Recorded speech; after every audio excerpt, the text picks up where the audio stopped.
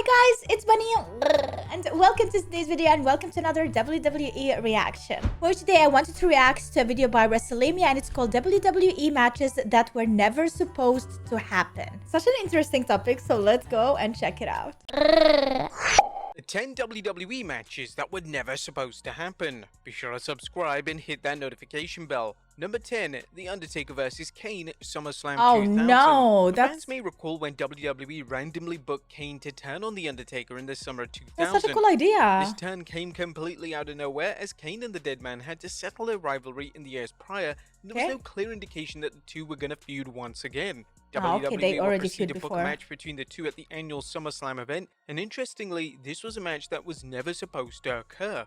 Initially, WWE were going to book the Dead Man versus the Big Show for the summer spectacle. However, due to Big Show being sent to OVW, WWE needed a replacement. An improvised Kane heel turn was the best thing that they could come up with. Number 9, Goldberg versus Braun Strowman, WrestleMania 36. When the global pandemic of 2020 forced the WWE to change the way they operated, they were without a universal title match for WrestleMania 36. Number 1 contender Roman Reigns took a leave of absence from WWE due to health concerns. With his leukemia, planned match right? with Goldberg was cancelled.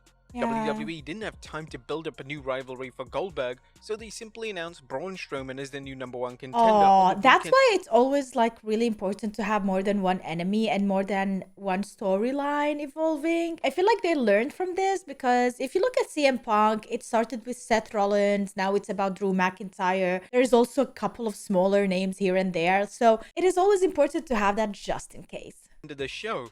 This was incredibly lazy from WWE, as little to no thought was put into what fans at home may have wanted to see. Fans were throwing names around including AJ Styles, Jeff Hardy, and even Sheamus, yet Strowman being Reigns' replacement was certainly a questionable call.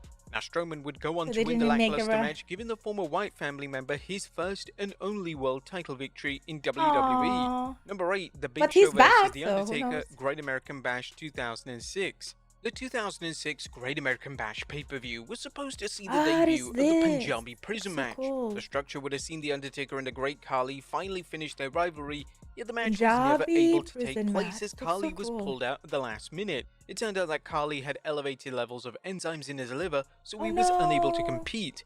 Fans weren't that upset, however, as the Big Show and the Dead Man had wrestled hundreds of times in the past and they had decent chemistry in the ring. The match concept was a bizarre one, and it was one of those match types that fans either love or hate. The Undertaker would get the win, and the consensus following the match was that the match would have been a total car crash if Khali was involved.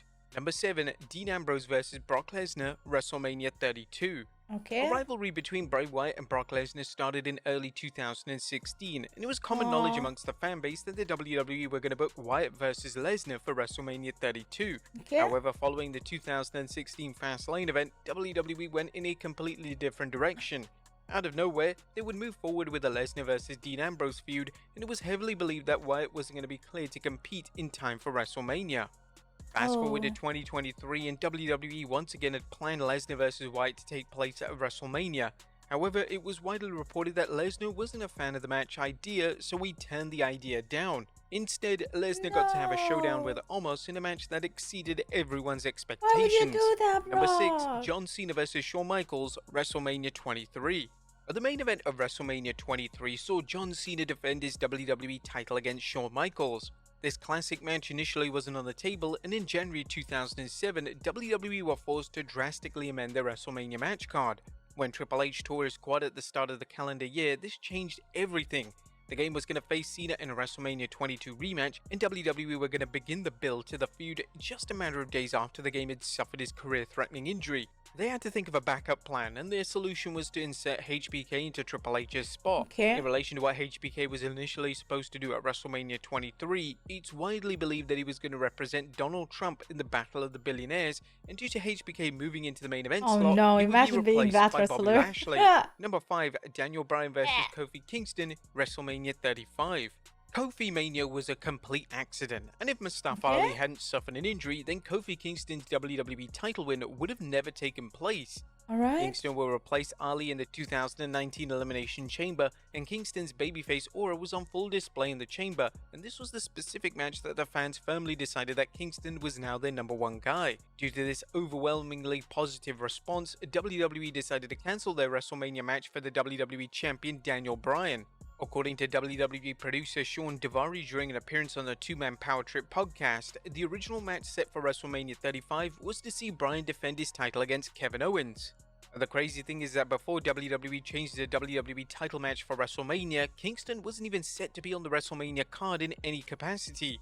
Speaking about this on After the Bell, Kingston revealed that Bryan was heavily involved in pushing him to get the spot on the grandest stage. Number 4, Biggie vs Kevin Owens vs Bobby Lashley vs Seth Rollins Fatal vs Brock 4-way. Lesnar, Okay. Day 1. WWE's Those are plans good to host a names. pay-per-view event on New Year's Day in 2022 was put into jeopardy when on the weekend of the show, reigning Universal Champion Roman Reigns tested positive for COVID-19. Reigns was set to main event the show against Brock Lesnar, and now WWE without a main event. Their backup plan was a smart one, as Lesnar would be inserted into a title match which was to feature WWE Champion Big E, Kevin Owens, Bobby Lashley and Seth Rollins. In a bold move, WWE would book Lesnar to win the match, and this received criticism as Big E was just finding his groove as reigning champion. Reigns testing positive for COVID on the weekend of the show changed the entire trajectory of WWE. It was reported that initial plans called for Rollins to win the WWE title in the planned Fatal 4-Way match, whereas Lesnar was going to conquer Reigns and become Universal Champion. But due to Reigns testing positive, WWE have moved the Reigns vs Lesnar encounter to WrestleMania 38 in a winner-takes-all matchup, whereas Rollins would now face a returning Cody Rhodes. Number 3, Triple H vs CM Punk, Night of Champions Cody 2011. when he returned against Coming out of the 2011 SummerSlam event, WWE would move forward with the rivalry between Punk and Kevin Nash. This was designed to lead to a match between the two at Night of Champions, yet due to Nash not being cleared to compete, the match was scrapped. WWE needed to have Punk on the card, so they executed a plot twist which saw Triple H take Nash's place in the match, and Punk and the Game would go on to headline the pay-per-view. In one of the more controversial booking decisions of the past 2 decades, they would book Triple H to win. This decision made little to no sense, as the Game was semi-retired and Punk was on his way to becoming the most popular babyface in the entire company. This was a decision which Punk would hold against the WWE for years to come, as he along with the fans knew that Triple H shouldn't have won the match. Number 2, Randy Orton vs Batista vs Daniel Bryan, WrestleMania 30. CM Punk walking out of WWE in 2014 changed everything. Punk was said to be a major part of WrestleMania 30, and with Punk now gone, WWE had to think of an alternative creative decision. Punk was initially set to face Triple H at a grudge match, and Punk had a rather negative response to the idea of wrestling Triple H on the grandest stage. Punk's departure also aligned with the rise of Daniel Bryan, as Bryan had emerged as the audience's chosen guy, and they were insistent on seeing Bryan get his moment at WrestleMania 30. Due to these 2 factors, 2 WrestleMania matches would be changed. Triple H vs Punk was obviously cancelled, and instead Triple H would now face Bryan. The winner of this match would then be added to the scheduled main event world title match between Randy Orton and Batista. And number 1, Roman Reigns vs Edge vs Daniel Bryan, WrestleMania 37. When Daniel Bryan was added to the main event of WrestleMania 30, WWE had to be convinced that Bryan was the right guy to main event the show. WWE, specifically Vince McMahon, didn't see Bryan as a top-tier main eventer in 2014, and they would do anything to try and diminish his popularity. However, by the time WWE arrived at WrestleMania 37 in 2021, McMahon had built up such a positive connection with Bryan that he forcibly changed the planned WrestleMania main event to include him. The planned main event was initially set up to be Royal Rumble winner Edge challenging Roman Reigns for the Universal title. However, McMahon clearly wasn't blown away by the standard match between Edge and Reigns headlining the biggest show of the year, so he made the call to add Bryan into the mix. But there you have it, folks. 10 WWE matches that were never supposed to happen. Think about it. Comment down below. I'll see you next time with some more wrestling content. Thank you, WrestleMania, for the video. Really appreciate you and appreciate the videos that you make. Like, literally, even though these were not like the original plans and the original ideas for the matches, some of these like happened, and there is like this butterfly effect because of these things that happened. Other things happened as well, like Cody Rhodes versus Seth Rollins, for example, was a great thing to have there. CM Punk and his feud in the future, and this whole thing, like, it honestly, there's so much going on. Like, you never know. These things happen, of course. You cannot always count on every wrestler to show up and not have like some medical emergencies and stuff like that. The day one match between Roman and Brock getting cancelled created one of the biggest chain reactions in pro wrestling, which ended at WrestleMania 40. This is exactly the chain reaction, the butterfly effect, or whatever you want to call it. This is the thing, like sometimes in life you plan for something but it doesn't turn out the way you want, and like you feel really bad about it, but what you don't know is that it happened for a reason. There is a reason for that thing to happen the way it did, because something else is awaiting you.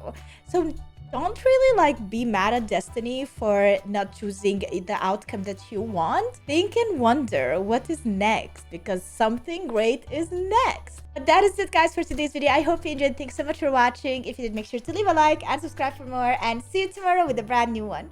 Bye.